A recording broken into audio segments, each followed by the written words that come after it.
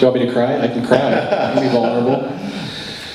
Oh, so many mistakes. I don't even know how to choose the mistake because you make so many mistakes early on. And I think that's what you become good at as a kind of a serial entrepreneur is not letting the mistakes get to you. I've hired people I shouldn't have hired. I've fired friends. I mean, I've fired family. That kind of stuff is heartbreaking. Is there one in particular that was like you still like kind of makes you wince when you think about it, and can you share it with us? Yeah, I mean a couple kind of in sequence here. I ran a company that I thought was a great company.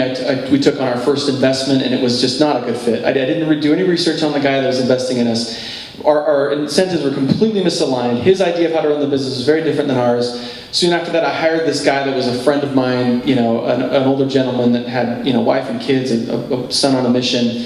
And within like 6 months, I had to fire him because the company wasn't going well. And it was probably one of the worst days of my life when I had to go into this guy that I had personally recruited and promised him that he should leave his job to come join us. I had to go into his office and tell him, you got to go home tonight and tell your wife that you don't have a job anymore and your son that's on a mission, hopefully you'll figure that out. That is just pit in your stomach, want to cry type moment, right? And in a way, it just fired me up because I was so angry that I had to do that I vowed that I would never put myself in that situation again where I either made a bad choice too early to hire somebody, or that I let the business get to the point where I'm firing people that I just hired 6 months ago. I mean, obviously there will still be times like that. But I just made me just more tenacious and want to not do something like that again. Not have to look that person in the eye a few years down the road and tell them that kind of Brandon, then John.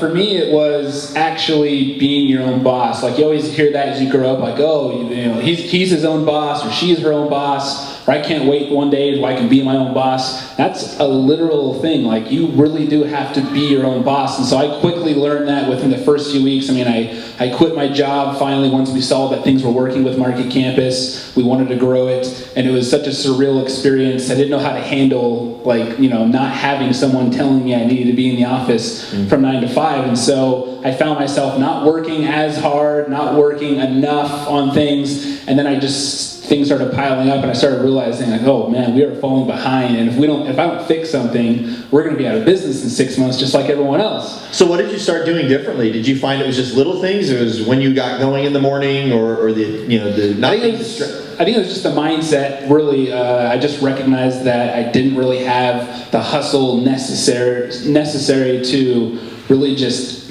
kill things, and you realize like those paychecks aren't coming in anymore from that cushy job that you had, and that's where you realize I'm not going to have any money. And so that alone, and just that motivation to grow something, like that starts kicking in. Yeah. And I just realized like you really have to be good at time management, self-discipline. That's a big focus, and make sure you have that before you quit your job. I mean, I got lucky obviously, and I recovered very quick, where some people, they can go a year and still just have that lazy mentality that they're their own boss, they can do whatever, and things are just going to work out. Yeah.